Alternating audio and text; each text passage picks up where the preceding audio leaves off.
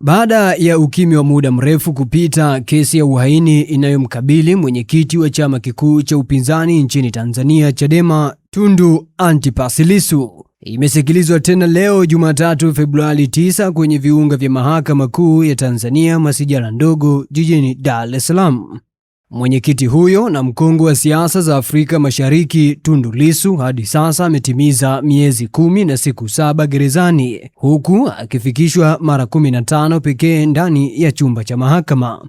Sasa kesi hiyo imeendelea kupigwa kalenda hadi Februari 11 mwaka 2026 itakapotajwa tena kwa ajili ya kutolewa uamuzi wa mapingamizi hayo na kuendelea na ratiba nyingine. Akizungumza nje ya mahakama, mwanasheria mkuu wa Chadema Dr. Lugemeleza Nshall amesema Lissu amewaeleza majaji kuhusu mapito anayopitia gerezani, ikiwemo kuzuiliwa kwa wanachama na viongozi wa Chadema wanaokwenda kumuona gerezani. Na vile haki ya ndugu kuweza kumuona yenyewe imekuwa kama imezuiwa, na kikubwa zaidi kwa uongozi wa Chama cha Demokrasia na Maendeleo, viongozi na wanachama wa chama hicho kuweza kumtembelea na kumuona, imekuwa sawa, umekataliwa haki, umekataliwa. Yeye ni kiongozi wa chama kikuu cha siasa katika Jamhuri ya Muungano ya Tanzania, sasa ananyimwa hiyo haki, na hiyo sio sawa sawa. Kwa hiyo ameweza kuweza majaji jinsi ambavyo mambo sio mazuri. Makamu mwenyekiti wa chama kikuu cha upinzani nchini Tanzania John Heche amesema kamwe hawatokubali mwenyekiti wa chama hicho kuachiwa kwa masharti. Hatutakubali Lissu kuachiwa kwa masharti. Hili nataka niliweke wazi na kila mtu ajue. Lissu alikamatwa kwa uongo, aachiwe bila masharti yoyote, arudi barabarani, na sisi waache uoga, tukutane nao mbele ya wananchi mtu kwa mtu, na wananchi waamue nani wanataka waongozi.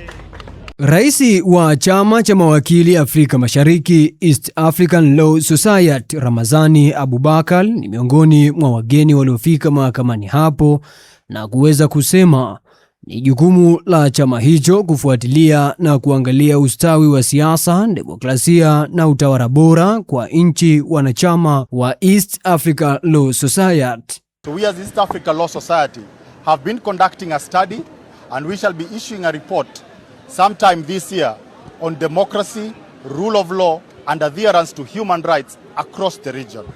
So as we speak, my duty today was just to observe the case, and we shall be doing this. We have been doing this since last year, April. There is a lot for us to say, but being that the case is before court, I will leave it at that. Sasa mbunge wa zamani wa jimbo la Kilwa Kusini Selemani Bungara maarufu Bwege ametoa wito kwa wanasiasa, viongozi wa dini, wanaharakati kuhakikisha wanamwombea na kumuunga mkono Tundu Lissu ambaye anakabiliwa na kesi ya uhaini. Nimefurahi sana, na ninawaambia Watanzania wote, na waomba Watanzania wote tumuunge mkono Mheshimiwa Tundu Lissu, na waomba dini zote, mashehe wote, mafadili wote, tumwombe Mwenyezi Mungu Tundu Lissu ashinde kesi na endelee mapambano, aluta continue. Ikumbukwe Lissu anakabiliwa na shtaka moja la uhaini kinyume na kifungu cha 39 kifungu cha 2D cha sheria ya kanuni ya adhabu linalotokana na maneno aliyoyatamka kuhusiana na kuzuia kufanyika kwa uchaguzi mkuu mwaka 2025.